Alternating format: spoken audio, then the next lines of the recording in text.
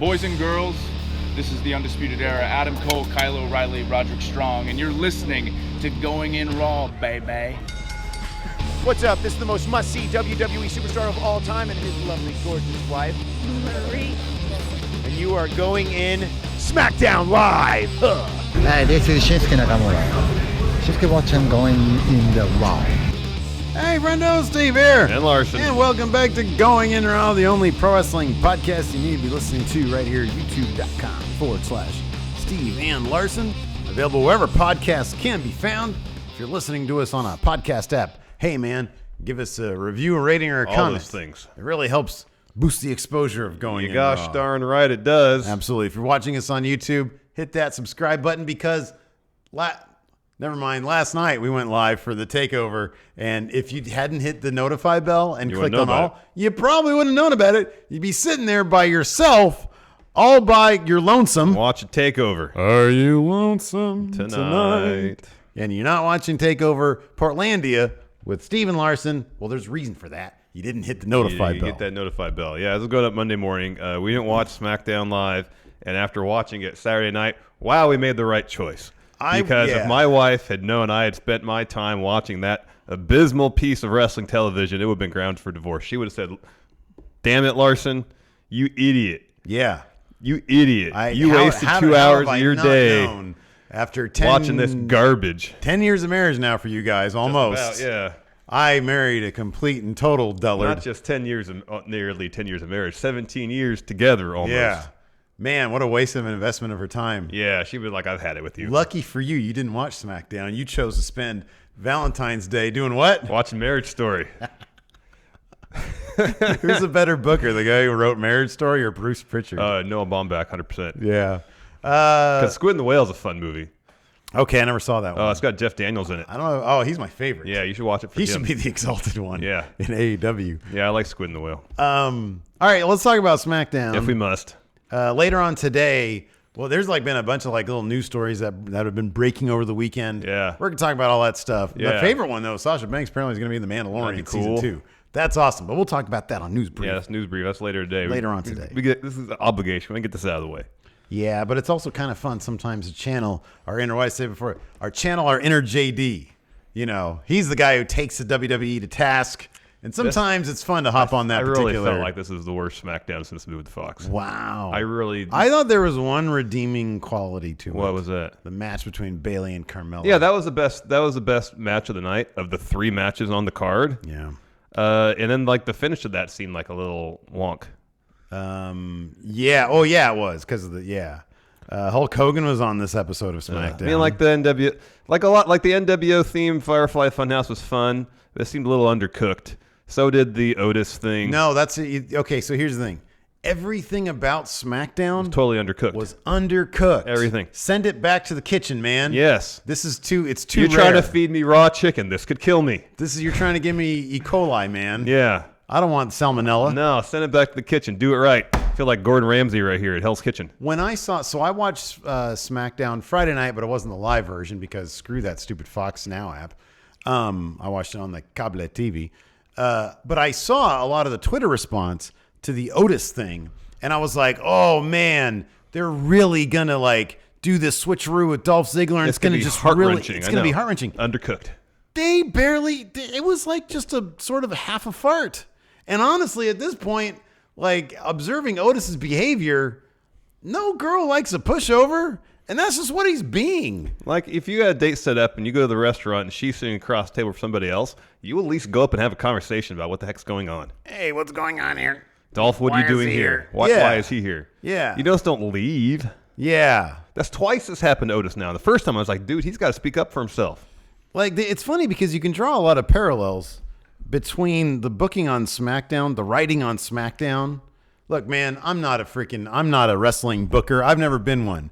But I know what decent storytelling is. Yeah, same. I know it and we're not getting a whole lot of that these days on SmackDown. No, we're not. Why would they have Roman Reigns and Daniel Bryan, who aren't even a team, pick up a win against an actual team that's vying for the tag titles in 2 weeks? When you have Baron Corbin right there, who can easily justify Miz and Morrison. If you look on the other side of things, you look over on Raw, Okay, I understand. Well, maybe Bruce Pritchard thinks we don't want to have our top baby faces, Roman Reigns and Daniel Bryan, eat a loss. They do that on Raw. You had Kevin Owens pick up a really quality loss against one of the Authors of Pain, and it still made Kevin Owens look good. Daniel Bryan doesn't give a shit. He doesn't care. He'll take a pin to a bag of garbage. He doesn't care. Yeah, if he it won't take enhances an the L. story. Exactly. He doesn't give a shit. If it That's enhances the the story. Why the heck did Baron Corbin buy a ticket and was sitting in an office chair ringside?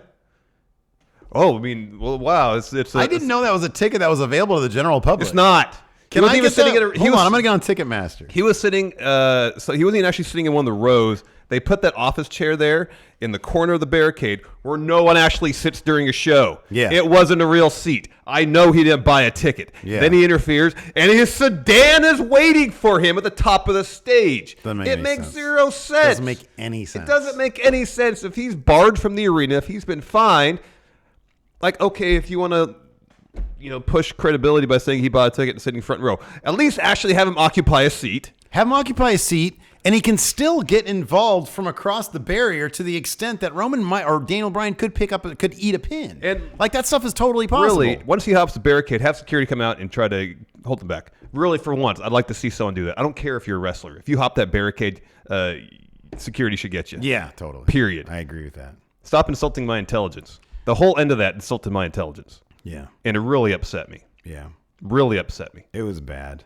Do you see that security guard literally break his neck? Holy crap. Yeah, that was quite a leap, or he got chucked out of the ring pretty hard. Well, I'm talking about the guy who he landed on. Oh, no, I didn't see that. Yeah, they're like the gif of that is ugly. He like lands on the guy and the guy's neck. Oh, man, it looked ouch.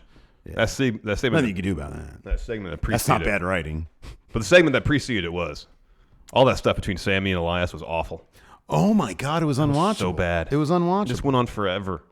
And then it's funny because I feel like we're just running down these segments one by one instead of just going through the episode chronologically, but I don't care. And then, what is it, like a 12-minute episode? And then Sheamus is a bad guy, right? Yeah. In no situation, and I understand the idea of a bad guy that you want to show is dominant taking on two guys to show how dominant the one guy is. Yeah. But when those two guys are Shorty G and Apollo Crews, two guys who have won their fair share of matches, who are really super skilled athletes, yeah, man. This is borderline public humiliation burial. They can't take on Sheamus as a crew, and they got the jump on him at the beginning. Before the bell even rang, they jumped him. Like, are they the bad guys now? Is this like their desperation that they have to like basically cheat? And then they still take the L. And then they still lose? Why would I ever want to see Gable again after that humiliation? There's nothing believable about that guy now that Sheamus is dispatched with him at the same time as Apollo Crews, and they got the jump on him in the beginning. The whole show. Well, the Bayley Carmella match was good. That stuff, the Bayley stuff in general was good. That was the one. And then Naomi was good. Yeah. The everything with the women's division was pretty solid in this That was episode. actually pretty good. But everything else was just bad, and worse. It was just bad. Yeah, I don't get it, man. I don't know what they're doing over there on SmackDown in terms of like the writers' room, but it's a whole lot of crap. Yeah. Like it's just continually crap too. Yeah. It's not getting any better. No. Like I said, I feel like this was and then here's the worst. Like, like by the end of the episode, it's like, God, is this over yet? And there were so many damn commercial breaks the last half hour. On one hand, on one hand, I feel like they're going to sort of be able to mask how bad it is. Maybe with Cena, but the ratings went down again this week, and they had Hogan on there. Well, Goldberg's going to be back next week. Apparently, he popped ratings when he was online. Goldberg will be back, and then Cena's back. In consecutive weeks, yeah. In consecutive weeks. But if this reports of Cena's Mania program just being against Elias, if that's true, yeah, people aren't really going to tune in for that. I'm not into that, man. There's like a million other people. Daniel Bryan versus Cena. Yeah. That could be a 5-star affair. Cena versus Roman Reigns, another passing of the torch potentially on the Mania stage. Cena, Wyatt. Cena Wyatt. There's history there. Two really good storytellers. Even Cena Goldberg. A lot of potential dream there. match. A lot of potential there. But they're going with Cena Elias? Well, that's what Meltzer said. I know historically speaking. Ryan's... Wait, no. Never mind. It was just never Meltzer. Mind. Never mind. It was just Meltzer. I know like 1 year, like 2 years ago, he got the whole card in advance. Yeah. But lately his track record hasn't been that great. Man, I don't know. This is spreading like wildfire. Let's hope it's not that, because we just listed off, 5 better alternatives. Basically any alternative is better than that. Anybody. Yeah. Take like Cena versus...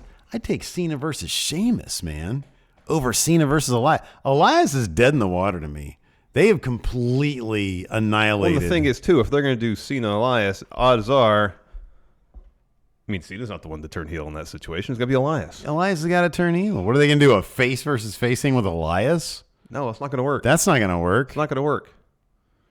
And I get, like, now they're having Elias pal around with Braun, I guess, maybe to help elevate his star power. But they're feuding with, like, this faction of chumps. Yeah. Like, I can't take Zayn seriously. No, I can't take Cesaro seriously. There's nothing to do with Sami playing a ukulele. Everything to them would being booked like they're absolutely hapless. Yeah. And thankfully Nakamura was spared from being involved in any of that. Oh, yeah. But like that faction, I just can't take seriously because they're booked as a bunch of bumblers. Oh, it's terrible. And like the level of talent between the three of them is immense. And yet somehow they have found a way to completely book them right into the ground. Nobody gives a shit. Nobody gives a shit. It's awful. It's like literally just a waste of time. It is. It's That's a how I felt waste of watching time. And if I had been, if I had to work Valentine's Day, like I said, man, my wife been right to just serve me with papers right there. Pretty much. Actually, I found out watching Wedding Story that if you're divorcing somebody, you can't serve the papers yourself. Did I know that? I didn't know that. I didn't know that. Oh, I guess that kind of makes sense. So I've never seen anybody, like just in fiction, I guess. I've never seen anybody serve papers to the other person. Yeah, you can't do it. Yeah, okay. That You makes have someone sense. else do it. Yeah. Yeah, it's sometimes in some states it's a real hassle to get divorced. You know, it used to be the only place you can get divorced was in Reno.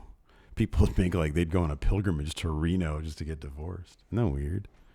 That was like in like the 30s or something weird like that. Yeah. Anyways, kicked off with a moment of bliss.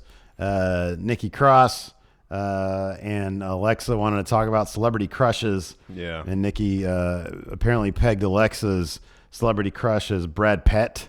Brad Pitt. Yeah, Brad Pitt. I didn't know what she said at first. No, it's Brad Pitt. I thought they were going to make reference to the dude that Alexa's dating because he's like a singer of some sort. Oh, I had no idea. I don't know what his name is, though. Yeah. I'd never heard of him before that. Yeah, I didn't know she was dating somebody else. Yeah.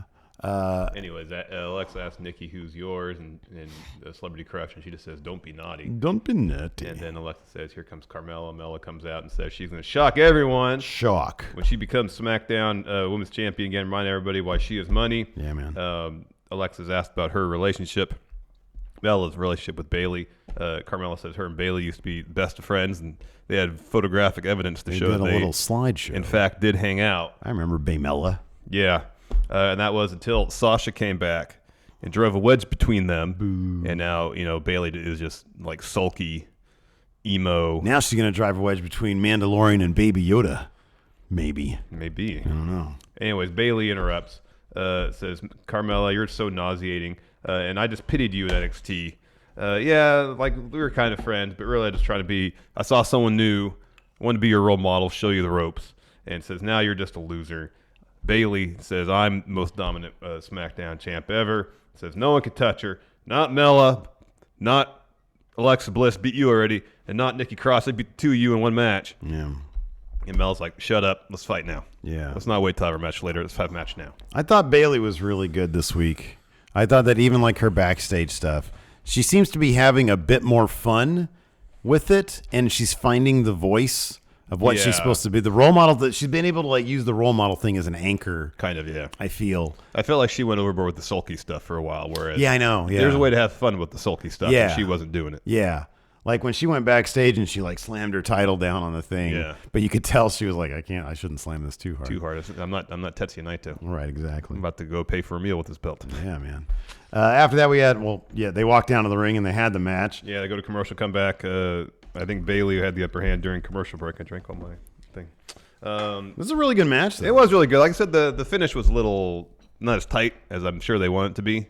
Was it? Are you talking about when Bayley was kicking her feet up to get to the ropes? What preceded it, they had to do a little dance to get into position for the roll up where they want it to be. Yeah, sure. I felt like they probably want it to be seamless, and it wasn't as seamless as it was. It's funny they don't. It's because after this match, everybody was saying, "Oh my god, it's such a great Carmella match." She's been putting on good matches for a while now, for like a year now. I know she's had really good matches against Charlotte. That triple threat match at SummerSlam That was really good, which kicked off Becky, the man. Was really good. Yeah. Carmella's been having great matches for a while. She's been having really good matches. She just hasn't had like a feud to like sink into because she was like R-Truth's like sidekick for like the longest time.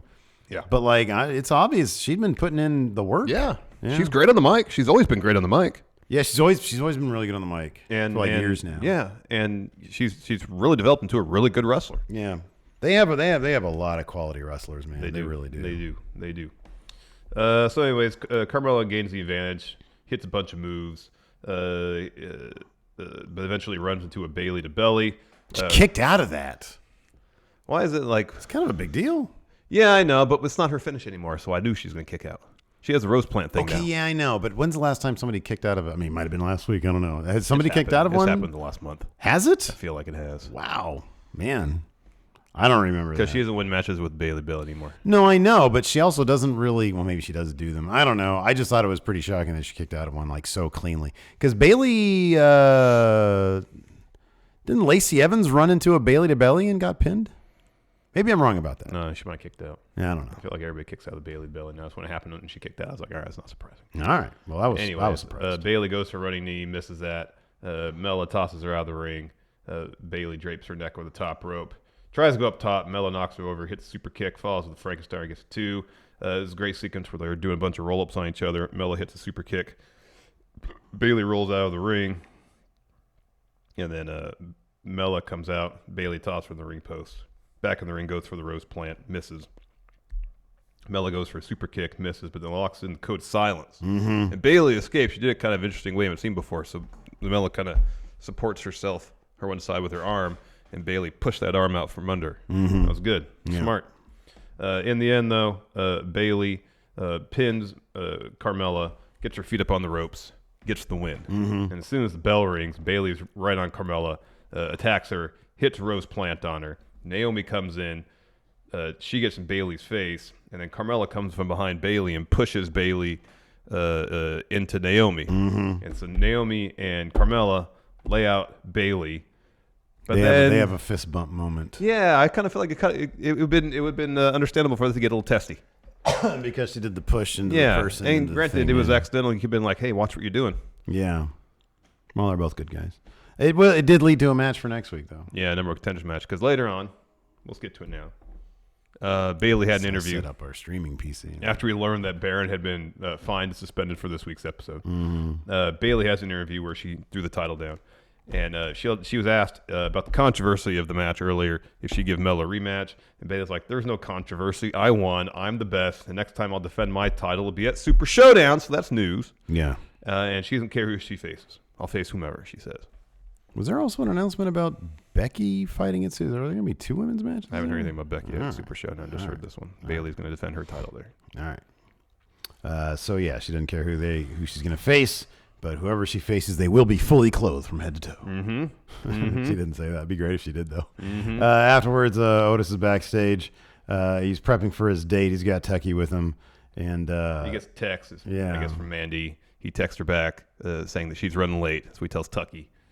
He also says all the emojis he puts at the conclusion of his response. Yeah. It says, she's running late, and it gives me more time to get nervous. Mm-hmm. And he says, I wonder if Mandy could actually be into a guy like me. Mm-hmm. And Tucky gives him a bit of a pep talk. Yeah. And you're a great person on the inside. Anybody'd be lucky to have you. And he's like, oh, yeah. See, I love Otis. I think he's hilarious, but it is totally unbelievable. Like, for Mandy to be like, hey, he's a swell guy, I'll take him out and have a nice dinner with them, but clearly nothing realistically would happen between these two. Just doesn't make a lick of sense.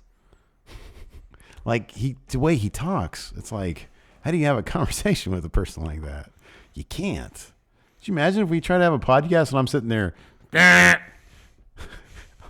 like, ask me what I thought of this match. What did you think of this match? How do you possibly have a conversation like that? I don't know. maybe he calms down a bit after he gets talking for a spell. I don't know, man. We've only seen it in short I feel like bursts. he only gets worse. We've only seen him in short bursts. Yeah. Maybe Spurts. He stops thrusting his pelvis and once he relaxes a little bit. Maybe he's nervous. He's got a lot of anxiety. I don't know if I'd be able to eat with that guy. Like, he's all sweaty and... He eats with his hands exclusively, it seems like. All right. I don't know. He's a little off-putting. He's hilarious. I love him, and I love the story. Yeah. I think it's great, but he's off-putting. Next, we had the Sheamus versus Gable and Cruz match. It wasn't much of a match. So they attack him before the bell. Yeah. Right? Yeah. And then in the end, he just bro kicks crap at everybody. He bro kicks Gable off the apron. Yeah. After giving them just like a little shred of hope that they could do anything in this match. Yeah. He bro kicks, Gable off the apron and then hits one on Cruz for the win. Yeah, man. They need to go to, like, I don't know, Ring of Honor or something. Go to All Elite Wrestling. Man, Chad Gable in All Elite Wrestling, man. Incredible matches. In New Japan Pro Wrestling, the incredible matches. Yeah, I'd like to see him in the G1. Him and Gable in the G1. I'd be down for that. I just feel like, I don't know. I know Gable can have a personality. I think Cruz can too. Mm-hmm. Because we've seen it a little bit. That pose off with My thing Lashley is, was amazing. my only thing about AEW is that they are getting kind of crowded over there. They're getting a little crowded. And especially if you consider the possibility of Lance Archer, Brody Lee, and maybe Brian Cage coming on. Yeah. Within the next couple months. A lot of people there. That is a lot of people. Yeah. I understand. Maybe Matt Hardy too. Here's the thing. I want to see the good wrestlers in the place where they have, like, the best wrestling. All they care about is the wrestling. Yeah, it's New Japan. New Japan Pro You Wrestling. have like a whole sea of people, but you just toss them in the G1 where, like, you have 40 people in a tournament and they all wrestling every night. Mm-hmm. Oh man, that's where I want to see them. Yeah. Next, Carmella interview. She's upset about the finish of that match, and she's like, I earned everything I've gotten around here. I'm not asking for a handout. I'm demanding a rematch against Bayley because she cheated. This is some fire interview right here. Carmella's a good interview, man. She's really good talker. interview. She's a really good talker. Wow, she's a good talker. Years now she's been a good talker. Yeah. After that, quick shot, Mandy. She's at the restaurant, which is just an area backstage. You think so? I don't know. They dolled this up pretty nice, man. They did that for the Lashley Lana dinner thing. They just have like a restaurant setup, don't they? Yeah. They're just ready to go. Yeah, it's all in the arena. She sits down, and then we see a quick shot of Hogan setting up for his interview from his beach shop. How cool would it have been if Hogan showed up for that dinner? That'd have been something. That'd have been something else. Hey, Mandy. Said, hey, brother. Hey, brother. What you gonna do when Hogan rolls up to dinner on you? Have you seen my sex tape? Oh, God. You know what I can do, brother? Sit there awkwardly. That's sort of what he did, man. And this next bit I can't believe this is happening. Didn't he say that? Probably. Can't believe this is happening. This next it's with your buddy's wife, dude. The whole thing is messed up and weird. Next bit was interesting because Corey Graves says, in case you forgotten what Goldberg's all about, here you go. Here's a video package. Yeah. Okay, man. Goldberg was the man. So he had a Goldberg video package. And then Hogan, he had an interview for some reason. He was asked if Goldberg stood a chance against the Fiend. He says, tells Goldberg, try to survive the power of the Fiend. What are you going to do, brother? I've been there, brother. I've been in the locker room, brother. I hear the screams under the doors, brother. I felt the evil coming out from underneath the door, brother. Something like that. And then he's interrupted by an NWO-themed Firefly Funhouse. This is pretty good. Which at first was pretty funny. So Bray rips off his sweater. He's got a shirt that says, not cool to eat your friends with Mercy the Buzzard on it. Wait, he's got Rambling Rabbit in his That's mouth. pretty good. That was funny. Says he's been following Hogan's advice, taking his vitamins, drinking his milk, saying his prayers. Mm-hmm. And look what has gotten me, this belt. Yeah. For life. For life. Huskus the Pig shows up after Bray is talking about how he and Hogan are, in a sense, comparable because they're jacked. Yeah, man. They're healthy. Mm-hmm. Huskus shows up. Not you, Huskus. He gives him a piece of chocolate. Yeah. He's like, And he goes, Huskus, I hope that chocolate's not too sweet. Sweet. And like Hogan's supposed to be upset about it. He just goes, all right, I'm done with this interview. Yeah. Good luck against Goldberg. Mm-hmm. I don't need luck. I've got a fiend. And if Hogan's not careful, I've got room for one more. He pulls out a picture of Hogan.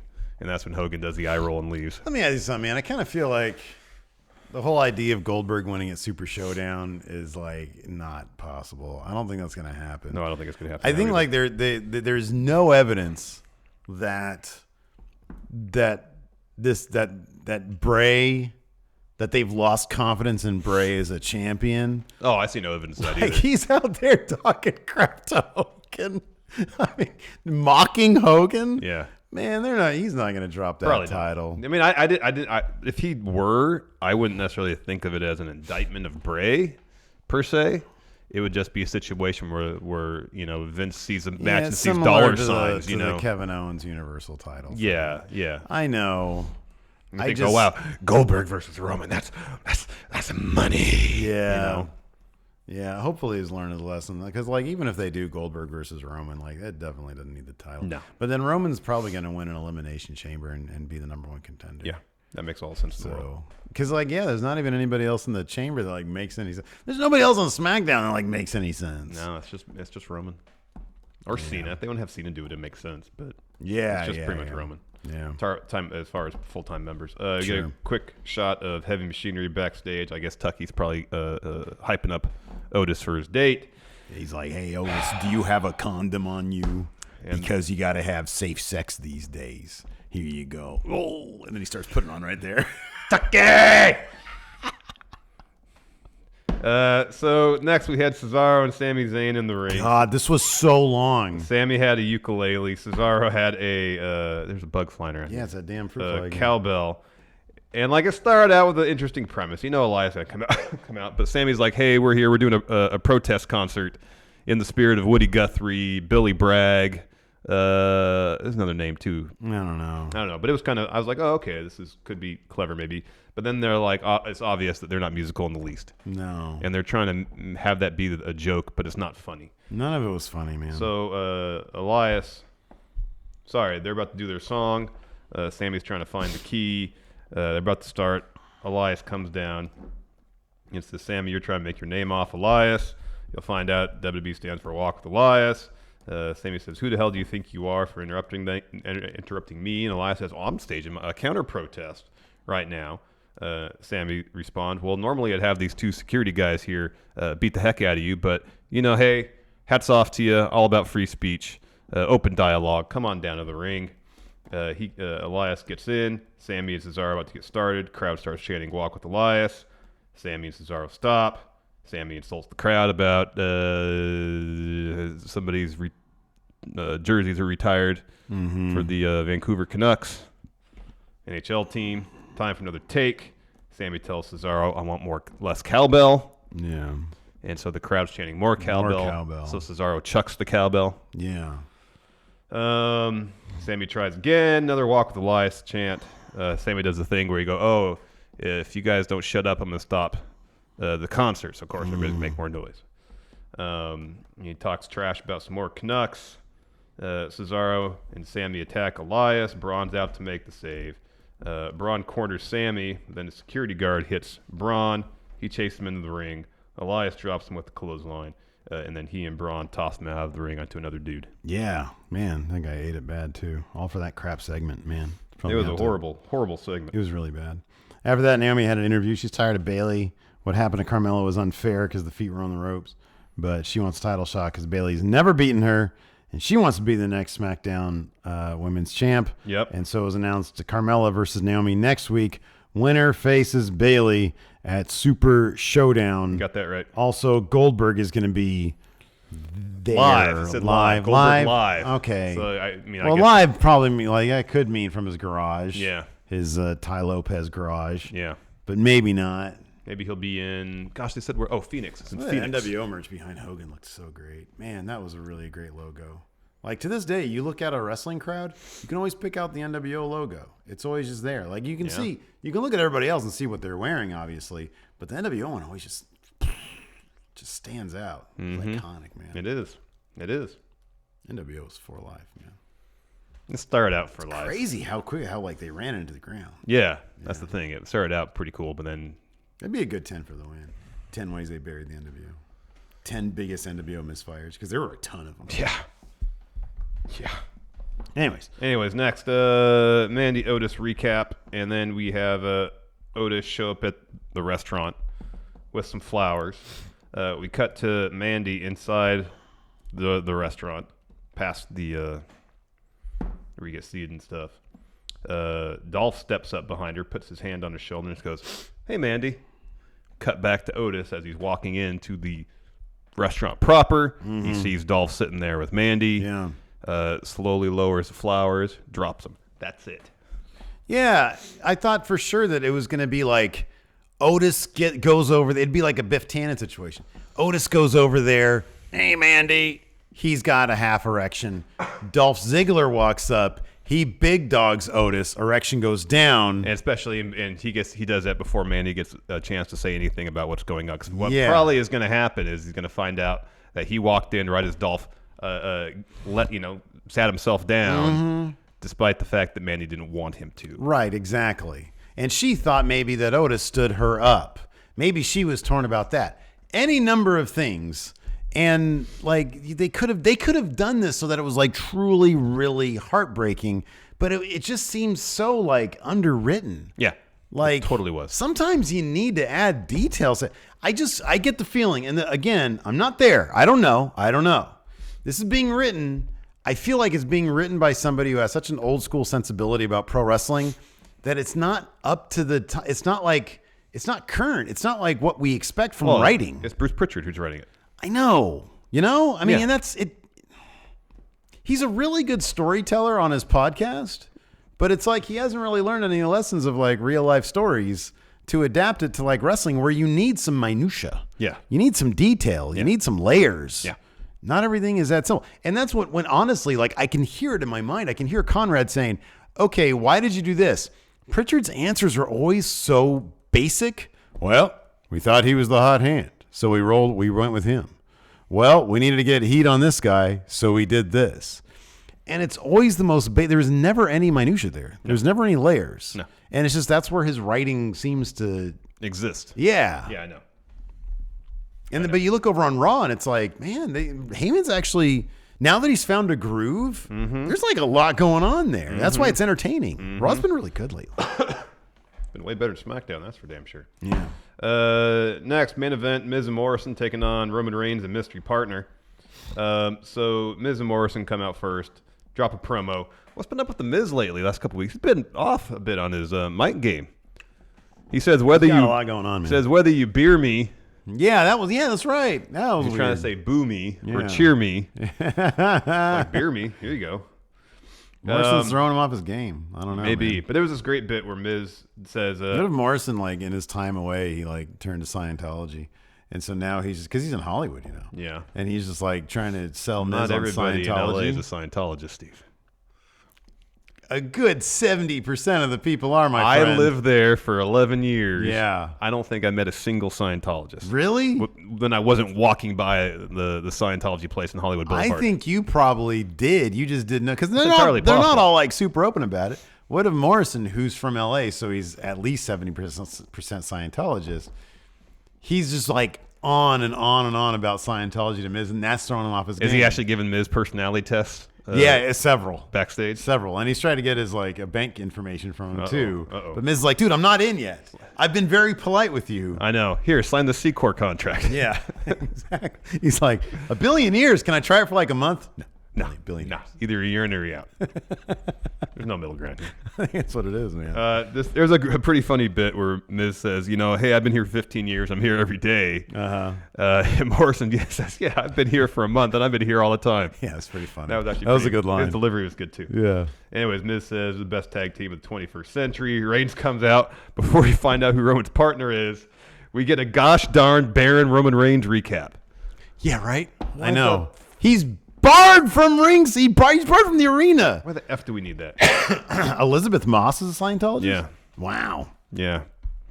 Kirstie Alley. Laura Prepon. Oh, my God. The entire cast of That 70s Show. That's crazy. Then Baron walks out into the crowd. He bought a ticket, but then he sits in an office chair that's not actually in one of the rows. Yeah. It was awful. So we go to a commercial, come back. There was a lot of commercial breaks during this match. Kind of the pace of this match felt a little off. I don't know, like the build of it. Like Daniel Bryan was in control a lot. He was working over Morrison a lot. I don't know. I feel like there was a whole lot of ebb and flow till the end. There was also, like, towards the end, like, Roman There were like at least 2 moves. Roman's Superman punch towards the finish. It was like a foot away from his face. It was really far away. And there was like another thing. There was that one time where he's going for a clothesline on Miz, and Miz is on the wrong side of him, so it ended up being more like a shoulder tackle. Yeah. Yeah, they were off their game. I'm telling you, man, it's all that Morrison and Scientology. Maybe. He's got the beer cans back there. I have no idea, by the way. I'm so joking. Scientology is like great to joke about. Makes me laugh. Oh, yeah, I think it might be great. Dude, joke about unless you sign one of those billion-year contracts. His finisher, Starship Pain. They're all about aliens and stuff. I'm aware of that. Did you ever watch Battlefield Earth? I've seen that movie. I never saw it. Yeah, it's terrible. Yeah, I saw The Master. I love that movie, but it's not exactly an endorsement of Scientology. Oh, far from it. It's the exact opposite. It's the opposite of that. Boy, Joaquin was good in that movie. So was what's his face? Seymour Philip Hoffman. What a loss, man. Oh, God, I know, he's man. so good. It was great. Let's just go for the finish. So John Morrison goes up for Starship Pain. As he's getting on the second rope, Roman grabs him, rolls him up, picks him up for a powerbomb. Morrison escapes, goes for a springboard kick, one he hit earlier. He hits a Superman punch. Roman sets up for a spear. Morrison hits him with a knee. Miz gets tagged in, hits skull-crushing finale. Daniel Bryan breaks that up. He drop kicks Morrison off the apron, goes for a suicide dive. Miz drops him with a huge boot, though. So Morrison and Daniel Bryan are out of the equation. Yeah. Miz goes for a drop kick, one like the corner-to-corner drop kicks that Daniel Bryan does. Roman hits him with the Superman punch, follows the spear for the win, and that was it. Yeah. It was a pretty, to the point, definitive end to a bout. Yeah, I know. And it's you like, have one of the teams involved who's actually challenging for the tag titles in a couple weeks. These guys are supposed to, they're supposed to be challenging for the tag titles. Yep. How disappointing. There's like not a lot of gifts of the master. No. Like it dovetails very quickly into like Coen Brothers movie, friggin' another Paul Thomas Anderson movie, non-master Philip Seymour Hoffman movies. Well, that's interesting. Yeah. So as soon as the bell rings, Corbin's in. He hits Roman with his scepter, goes to the stage where his goddamn sedan is just sitting up there all set up. How is that? How does that make any sense? They didn't show him climb it either, did they? No, he just jumped up there, I guess, in between the shots. It'd been funny if they just sort of awkwardly show him climbing up there awkwardly. Yeah. But like the whole time Baron was sitting ringside, this was a look on his face. Yeah. Like he wasn't even into it. I know. He's like, I wonder if he saw this like, Bruce, this doesn't make any sense. Just doesn't make any sense. I know. Even Baron's like, Bruce, this is ridiculous. Can you imagine? It's probably overwhelming being executive director of SmackDown. It's like, the script's good enough. I don't know. I'm sure it'll be fine. We've got Cena coming in 2 weeks. He'll be fine. My job's safe. Yeah, I guess so. Cena will help me. Yeah, because it just seems like, I don't know. I give him the benefit of the doubt. It's probably not an easy job. It's probably not an easy job, but at the same time, though, other people can do it. You know what's crazy though? Every one of those GD wrestlers who are out there saying, "Oh, fans don't know anything about booking wrestling." Freaking Tony Khan. That dude is just a fan with a lot of money, and he's booking a slam bang show these days every week. See, I don't know a damn thing about booking wrestling, but I know and this isn't because I went to film school that I know storytelling. It's because I pay attention to how stories are put together. Sure. Yeah. And so I'm not necessarily critiquing it as a pro wrestling show. I'm critiquing it as a medium of storytelling. As a medium of storytelling, SmackDown is creatively bankrupt at this moment. Yeah. And so, you don't know anything about booking wrestling? Sure, I don't know anything about booking wrestling. I know a thing or two about storytelling. What I see before me is crap storytelling. Yeah, it is. Whether if this was a TV show of any other sort, I'd call it crap storytelling. If it was a movie, I'd call it crap storytelling. If it was a book, if it's a choose your own adventure tale. Crap writing. It's crap writing. It's crap storytelling. Those were rad, man. Those were so cool. I know. They might have been terrible, though. I don't know. When I was a little kid, who knows? I think just the concept of, I can flip to this page and it's a completely different adventure. Yeah, man. It's pretty cool. You're like playing God. That's awesome. Yep. We got a handful of questions here. We just put this question thread up a little late. There at the bottom, what's better, Pizza Hut or Little Caesars? It's Pizza Hut. Oh, my God, Pizza Hut. Pizza Hut for sure. Little Caesars is a pizza equivalent of this week's episode of SmackDown. Creatively bankrupt. Yep. Flavorfully bankrupt. Yep. Carlos Villalba, what deep, dark secrets does Baron know about Bruce Pritchard? I don't like this part. Where he's like putting the lambs hella close to Dan Doherty's face. Yeah. And then he gets into a fight with him. What? What deep, dark secrets does Baron know about Bruce Pritchard? I don't think he knows anything. I think Vince is like, I like Baron, push Baron. And this is the best Bruce has. Yeah. I think you're exactly right. what it is. I think Bruce likes Baron. Could be. I think Bruce could see Baron's like, oh man, he gets real heel heat. He really doesn't though. No. He gets turned off the TV heat. Yeah, I know. And just because he gets booze, they confuse that with legit heat. Legit heat, like it used to exist, I don't think really exists anymore. Yeah, I know. I think it's a thing of the past. I know. You need a guy like MJF, you know, or even Seth Rollins. It's like, I don't know. I want to be entertained by bad guys, you know? I know. And it's like there's a level like MJF can get to the point where it's like, man, I really want to see him get his ass whooped. Like, I'm really looking forward to this Cody whooping his ass thing, although I think MJF's probably going to win. He kind of has to. Yeah. But, like, I want to see him get his ass whooped. Yeah. Because he's so weaselly. But that's what you at the same want. time, it's like, I appreciate that he's so good at his job. And he's entertaining. He's entertaining. I know. You know, which is hand in hand with being good at your job. Yeah. Whereas Baron, I know he's improved greatly since his time in NXT, but I mean, he's fine. He's a fine professional wrestler, but I'm not going to sit there and admire for his handiwork. Yeah, I know. People boo him because they're tired of seeing him. They're tired of him being involved to such a degree. It's not even like people boo him that much. They just sort of are ambivalent. It's like, oh god, they wait him out. Yeah, it's wait him out heat. That ain't good heat. It's not. No. Greg Morris, does Goldberg versus Roman even need the title? Let the Fiend face Cena based on their history. Fiend could drop it at SummerSlam. No, I agree with all that. I'd be all in on all that. I agree with all that. Sure. Let the Fiend get that win over Cena. Yeah. Jake Montford, was this Bayley's best match as champion? No, I wouldn't say so. I mean, off the top of my head, I don't know. She's been champion for a long time now. In fact, I think she's like she holds a record. She holds a record now for the SmackDown Women's But Champions. I'm almost positive she's had a match that's been better than this one. This is a good match. It was really good. Like I said, the finish seemed a little. I don't think a little off. I don't even think this is like Carmella's best match by a stretch. Her match against Charlotte, her one-on-one match against Charlotte was really good. I know. I don't remember what pay-per-view it was on, but it was really good. Professor Dr. Bird, power rank famous news stories, historical events for which Scott Hall should have delivered the scoop. Oh yeah. Oh, the number one Montreal screw job. And do I have a scoop for you? We all know about screw jobs, but I highly encourage you to check this one. You heard it here first. The Montreal screw job. You heard it here first. Montreal screw job. I really feel like he should be the pitch man for any kind of. Next time Pro Wrestling Tees has a huge sale, do a commercial with Scott Hall. Yeah, for sure. Scott Hall here. Do I have a scoop for you? And we all know Tees WrestleMania sales. We all know there's a lot of pro wrestling T-shirt sites out there. But I highly encourage you to check out this Pro Wrestling Tees. You heard it here first. Pro Wrestling Tees. Yeah. Just looking through all the Joaquin Phoenix gifts there. I know. What is this? What is this from? I've never seen that movie. Oh, that's from it's the Nicole Kidman one. Okay. I think. To Die For? Oh, really? Okay. That's what it's all right. from. I think Lacey really likes him. Yeah, that's not a bad movie. I've seen seen it before. It's not bad. Yeah. Good stuff. Anyways, thanks everybody for tuning in. We definitely appreciate it. Yeah. Let us know what you guys think in the comments below. Be sure to hit that subscribe button. Let's try to get this one up to 400 likes. This is a shitty episode of SmackDown. What do we care? Yeah, it's like a few days late, so whatever. Exactly. I don't want people to think that just because they're liking an episode, it means they like SmackDown.